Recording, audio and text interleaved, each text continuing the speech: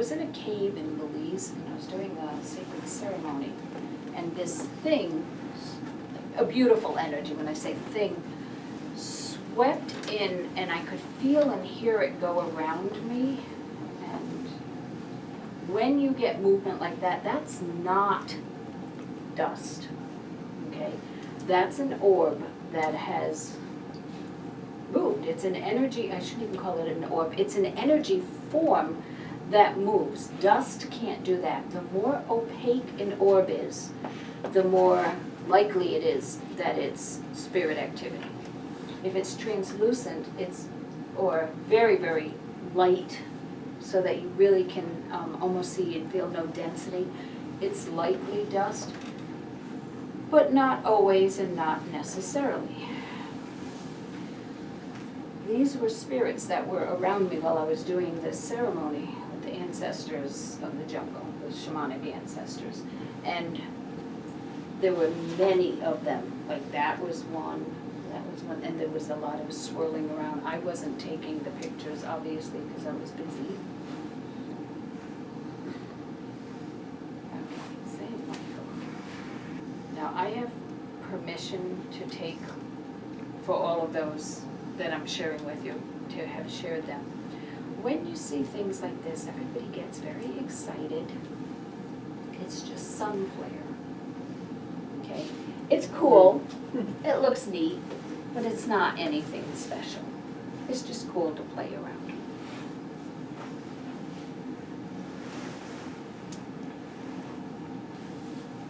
Now when you see those in a cemetery, and they go to a particular stone, it's likely to do with that person. So the thing that you would do is just to say, I'm aware of your presence. If you require any help, and I always say if it's appropriate and for the highest good, I call St. Michael the Archangel. And if there's anyone that needs help, give them safe passage to the light.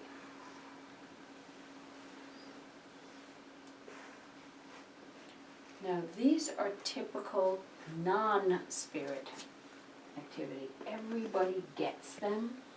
See, in the sky and on the ground, everybody gets them. It's just the camera or the cell phone or the whatever. Everybody gets excited about them. I mean, get excited because I was out on the reservation in this prairie with wild horses all around. That was exciting enough, but that isn't spirit activity. I said the pink is the color of unconditional love and how intention is everything. I was out, I have the date on this, May 18th, 2016. I was going to be teaching a class that night in psychic spiritual development, and we always start with light filling work. And I was going to talk that night about the importance of words, how your words can carry love, can carry anger or fear, indifference. They carry a lot. Even if you're saying I love you, if there is suspicion, skepticism, resentment, that's what's really coming out of your mouth. It doesn't matter the words. So I was just thinking about how I was going to present that. So I was trying to take a picture of Sky and I, because he was my photography buddy, and I couldn't get him to look the right way. So finally I said, okay. And the lilacs had just bloomed, and I went, oh, lilacs, I'm going to take a picture of that. And I had forgotten to flip the camera around. And you can see a stream of pink light coming from my breath out of my mouth. Because I had just been talking about the intentions of words carrying love or whatever, and you literally could see, I enlarged it a little bit, a little stream of pink light. So when you least expect it, you will see. There's St. Michael. Okay, we had just been talking about it. That's one of, I did not take that, one of the most extraordinary spirit photography pictures I have ever seen, and I have seen thousands of them because I get asked to analyze them a lot. This is extraordinary because I was present. I know what I was talking about with that little girl, and there she is. And the size and the shape of it is There's nothing else that it could be. Now, the one on the website, or in the advertisement, that was a picture of a person that was kind of out of focus with all these swirls. I will find that, because what that was is this lady came who was a science teacher and math teacher, so she's very left-brained. Of Jessie just sitting there. Oh, thank you. I think I have it, but if not, I will use that. And when you see that kind of movement, that's not a dust particle. Okay, that's genuinely an orb, and when it moves like that, and it happened to be in a cemetery, that is, you can count on spirit activity.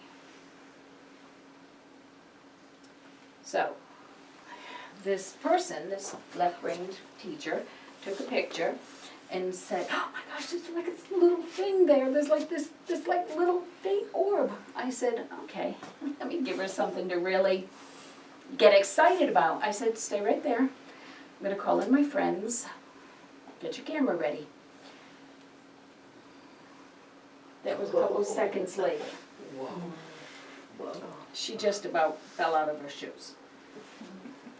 She didn't move. She was in the same place. I didn't move. It was seconds later. I just said, "Let me invite my friends." And my friends came. Now somebody would look at that and go, "Oh my gosh, it's so scary. That's evil." That's like, no, it is not. It's, my intention was to invite spirits and guides and teachers that are already around me to show up on film. It was an invitation. It wasn't, and that, by the way, is the moon at the top. So that was one of the best pictures I've seen, as far as like, wow, that really, ask and you shall receive, that's really it. So, we're going to do some light filling work. We're going to humbly invite energy to show up. Now, sometimes what you get are energetic imprints.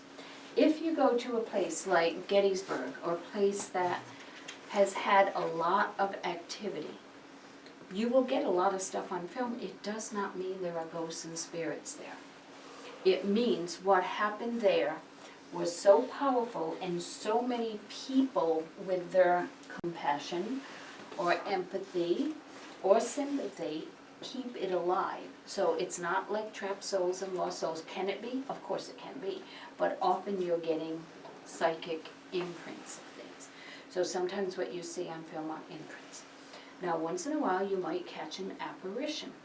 An apparition's one of the hardest things to see physically, and one of the hardest things to capture on film. It looks like you or I, except it's transparent, and you can see through it. Usually it's not exactly the same amount of transparency all the way down. It changes from more to less, or less to more. When you see something like that, really hard to explain it away unless you were messing around with double exposures with a really fancy camera. Most of the time with that, what you see is what you get. Okay, I see them in person a lot. Capturing them on film is another story. I have friends who have those. It's pretty amazing to see. So, apparitions, kind of like the cream of the crop as far as spirit photography. Orbs, the most common, doesn't mean they're not exciting and thrilling. Movement, as Jamie said, is really cool to get things moving, and some of the ones that I had pictures of where you could see the street moving, because it's harder to explain those away. I've done a lot of talking because I want to have a lot of time though now to go out there, but I'm sure you have questions. I have a question. Spirits with cold, like I actually saw Sensation a of face physically cold, okay. in a window, and there was nobody looking out the window. Okay. Are they attracted to, like, I know you said water and Okay, glass air. is actually liquid. If you look at old window glass, like in old buildings, it looks kind of ripply, it's moving. Glass is a liquid. We think of it as a solid. So glass is easy. Ice is easy to get imagery in. As I said, water, steam, vapor, flames, something else that moves, fog, clouds. Clouds, smoke, all of those things are easy to get images in. Clouds are really, really easy. If I'm a passenger in a car, and I usually am a passenger because I don't like long distance driving, and I always do this when we're on the reservation, I just ask or invite any spirits that would like to show up in the cloud formations, and you can see the clouds changing. And again, not the things like when you, oh, that kind of looks like Snoopy, but he's got 3 ears and 4 noses, but it kind, no, I mean, these really look like the animals or the symbols or people. And I got a beautiful angel once with 2 wings, and I've gotten a wolf that was clearly a wolf. I mean, it looked like a photograph of a wolf. I've gotten a lot of things like that. Clouds are easy because they move quickly, they dissolve quickly. When I was on the res last year, I didn't get it this year, but last year, there are lots and lots of, they say Wamli, spotted eagles. I was taking pictures everywhere, and I could see them in my viewfinder, but they weren't in the sky, but they were showing up in my viewfinder. So it could be you see them in the sky, but they won't show up here in the viewfinder, so you know it's energetic or spiritual. But I was seeing, like, maybe there would be 8, but there'd only be 2 really, but I'd get 8 on my viewfinder.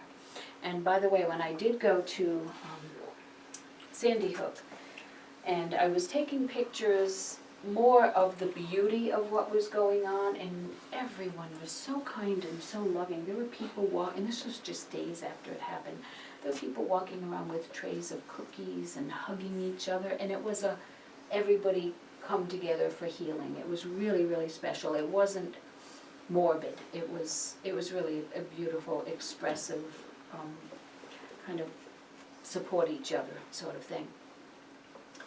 There was a hill that you walked up between the center of town where there was more celebration, and then up to where the school was, and there was an old cemetery that you walked by. So as I'm walking, I'm seeing things shooting around in front of me. So I thought, well, I'm just going to turn my camera on.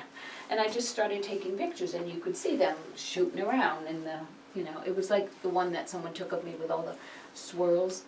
So I wasn't expecting it there because I thought there's much more emphasis on the new loss of life and not the old one, but you never know where you're going to find it.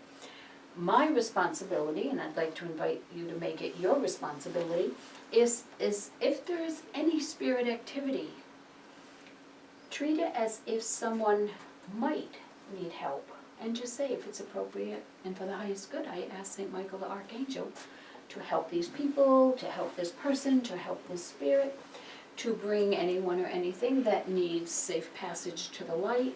You don't have to do the work, you don't even have to be certain it needs to be done. It's just an act of compassion. Like I'm working on a murder case right now with a local police department. They called me, because when you call them, you better have something important to give them that doesn't make it look like you're the killer. Like, how do you know that? Because only the killer would know that. And it's gotten to the point where I've worked with a couple different ones around the country, so now they'll call me, and sometimes it'll be because something showed up in film. Often, people who have died in unusual death, a violent death, a freak accident, something really unusual, hang around for a little while because they're curious and they're fascinated. Kind of interesting. So sometimes you'll see spirit activity. Sometimes if they don't like what's happening, they will show up. And if there's something kind of unexplained. I once saw a picture in a pretty famous magazine that they were doing some changes with King Tut's tomb. And there was this big orb right above his sarcophagus. Nobody ever mentioned it. I thought, come on people, how could you not mention this when you're looking at all the other beautiful things around it? There it is, and it probably was, not probably, likely, or possibly. I'll change my superlatives and my, are those adverbs? Likely, I guess I'm thinking. That it was him saying, I'm not sure, they should have been disturbing me in the first place. At least let me see that they're doing the right thing now. Who knows? But it was clearly not a dust particle, you could see that. Don't be afraid when you look at your pictures to enlarge it a gazillion times. You will notice things that you didn't notice before. You will notice things that you didn't think were important. When I take a fire picture, I enlarge every section of it, and sometimes I'll get 6 images in one picture. Okay, so you'll see lots of things. So we're going to go to, yep, plenty of time. Well, first let's see if we have any more questions. I'm sorry, I love to talk, as you can tell. Just keep going. Any more questions? Okay. Now, you might capture, or someone might capture a picture with you in it of a loved one near you. Usually you have a sense that they're around. Now, it doesn't mean that you have a sense that a loved one's around, that they're not, if nobody takes a picture and captures them in it. That doesn't mean that at all, okay? So it isn't a cut and dry thing. Sure? What about a smell? Okay. Smell, if it's a smell associated with a person, like a lot of people, back in the days before they knew smoking was bad for you, everybody's grandpa smoked a pipe with different scented tobacco, or women wore heavier perfumes then that had a certain fragrance. So if you notice that, it's likely that person. Now, if you notice a fragrance that's really, it's more of an odor than a fragrance, and it's really unpleasant, that could be, and I'm going to underline could be, an indicator of something not so great. 'Cause this was alcohol. Okay. Was it a person that was known to overindulge? Or you were somewhere that you wouldn't know what was? In this, Janie and I were in this apartment, and we walked through this one door, and there was just hit in the face with an alcohol smell. It was very weird. But not like somebody was cleaning with alcohol? No, It no, was- this was whiskey or, Then we found out it was, they used to hang out underneath, like, and drink, didn't So that could either be psychic imprint, or it could be the presence of someone who was addicted to alcohol. So yeah, fragrances can really reveal things. Now, the kind of places you'd see activity like this, people go, oh, this is an old house, it's over 100 years old, somebody died there. Everybody died at home hundreds of years ago. Okay, so every old house has had people pass away. It doesn't mean it's a horrible thing and that there's ghost activity or spirit activity. Hospitals, nursing homes, funeral homes have a lot of activity. Now, I don't go taking pictures. I just, if I go, just ask that if anyone needs safe passage to the light, I ask St. Michael to do that, just because I know people there may have died. I work with realtors that say, this house is so beautiful, and it's not selling. I don't know why. The price is good, it's beautiful, it doesn't need any work. It could either have spirit activity or imprints. Now think about this. Oh, we love this house so much. We raised our 4 kids here. We'll never have another Christmas here. Oh, it's going to be so sad. Well, guess what? The energy of the house says, oh, you don't want to leave? We'll keep you here. That happens all the time. So I'm seeing a knowing look back there that somebody may have had this happen. The wood, the metal, the stone, the natural elements in the house will hold that energy. So what you do and what you say is you say, okay, thank you so much. You say to your house and all the things in it, thank you so much for giving my family a beautiful, safe home, for allowing us to grow and celebrate here. Our needs have changed. We are now going to move, and we want to invite, I don't ever say owners, I say caretakers. We're going to invite some other caretakers who will love you as much as we do. House will sell like that. I worked with one realtor, 9 houses in a row. The very next person that saw the house after I did the clearing, not that I'm anything special, anybody can do this. The next person in the next 9 houses, the next person that saw the house bought it. Because energetically it changed. Okay? I teach that to realtors. The ones that don't want to do it themselves, I do it for them. Easy to do. Another way to tell if there's spirit activity, Jane, I'm going to put you to work again. That table that's under there has a pendulum on it. Jane's really had to work hard today. Perfect. Now, this is dowsing. When I go into a house, if I'm trying to see, or a location, if there's spirit activity, I do this. I start neutral by just pulling it back and letting it swing. And then I just ask, show me a yes answer. Then I say thank you, and it probably goes back to neutral. I'm not watching, but it's probably back to neutral. And then I say, are you willing to work with me to measure energies around here? Is it giving me a yes? Okay, then I say thank you, and it probably goes back to neutral. Okay, I just walk around. I think of my question, and I say, well, before I even walk around, I'll say, is there any kind of spirit activity that requires help or assistance? I'm asking it to say yes now, because obviously, we're not talking about here, because I do it normally here, so yes. Is the issue on the first floor, the floor that I'm at now? I look for a yes or no. Now, I can do it even if I'm not there. So I work with realtors all over the place. You can do this. You're going to move to Florida. You lucky person. You've shoveled enough snow. You're not going to shovel anymore.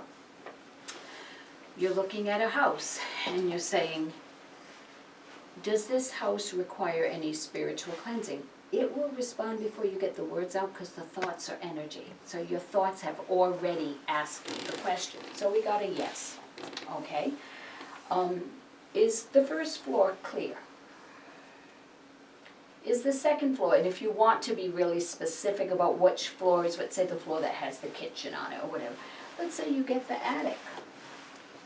Is there something in the attic that has something attached to it, an energy or something? Yes, okay. Is it something that can be easily removed, meaning it's not like a fan, the attic fan or something? Yeah, so you just ask the kind of questions. Or if you find out that it's the third bedroom, the one that's green and has 3 windows in it, that's the one that needs clearing. Ask St. Michael the Archangel. If you don't do energy clearing, ask him to take care of it. Now, online, you can look room by room by room in a house. You can get a floor plan. I trace the floor plan with my finger and I say, show me where there are areas of concern. Right there? Okay. Then I keep going, because after you get your okay, it should, or your thank you, should go back to neutral. So you can measure and tell if there's energy far away. It's not going to show up in a photo all the time. So if you take photos and nothing shows up, you can't automatically assume that things are clear.